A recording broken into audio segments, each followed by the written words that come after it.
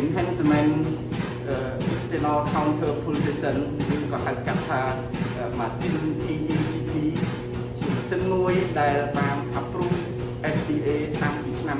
2003បានន័យថា20ឆ្នាំហើយដែលគេប្រើនៅក្នុងពិភពលោកហ្នឹងហើយឥឡូវហ្នឹងបាន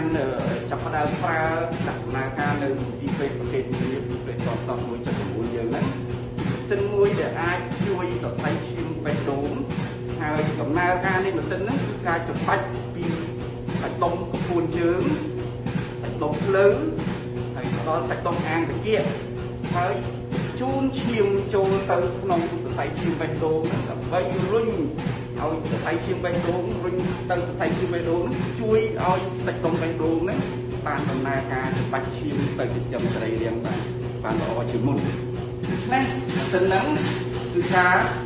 ដំណើរការដោយសារអត់ចម្បាច់ចូលនៅពេលដែលកង់យ៉ាស្តូលបានសាំងប្រណែកជាមួយនឹងកង់យ៉ាស្តូលគឺគឺកង់យ៉ាស្តូលពេលដែលម៉ាស៊ីននឹងច្បាច់ហើយស៊ីស្តូលហ្នឹងគឺ counter គឺអត់ច្បាច់ពេលស៊ីស្តូលម៉ាស៊ីនហ្នឹងអត់ច្បាច់នៅកង់ស៊ីស្តូលទេគឺម៉ាស៊ីនហ្នឹងដំណើរការនៅកង់យ៉ាស្តូលតែប៉ុណ្ណោះពេលកង់យ៉ាស្តូលគឺពេលវេលាមួយដែលឈាមរត់ទៅចិញ្ចឹមសាច់បេះដូងតាមរយៈអត្តពលរាទៅចិញ្ចឹមសាច់ដុំបេះដូងហ្នឹងគឺម៉ាស៊ីនហ្នឹងដំណើរការអញ្ចឹងដូច្នេះហើយជាម៉ាស៊ីនមួយដែលមានប្រយោជន៍សម្រាប់មួយការពារជំងឺស្ទះសាច់ឈាមបេះដូងក៏ដូចជាជំងឺលើសឈាមជំងឺផ្អែមជំងឺដែលមានជំងឺលើសឈាមខ្លាំងហើយក៏អាចជួយអ្នកជំងឺដែលមាន stable angina ដែលគាត់មិនអាចទៅរកការដាក់ឧស្សាហ៍បេះដូងបានហើយក៏អាចជួយអ្នកជំងឺដែលដាក់ឧស្សាហ៍ហើយមានរោគសញ្ញាទួច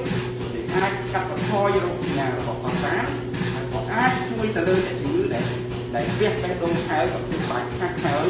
នៅមានរោគសញ្ញាមានតាមពងចុកទ្រូងផាត់ជាដើមគឺម៉ាស៊ីនហ្នឹងក៏អាចកាត់បន្ថយរោគសញ្ញារបស់គាត់បានតាមរយៈការចម្បាច់ហ្នឹងបាទ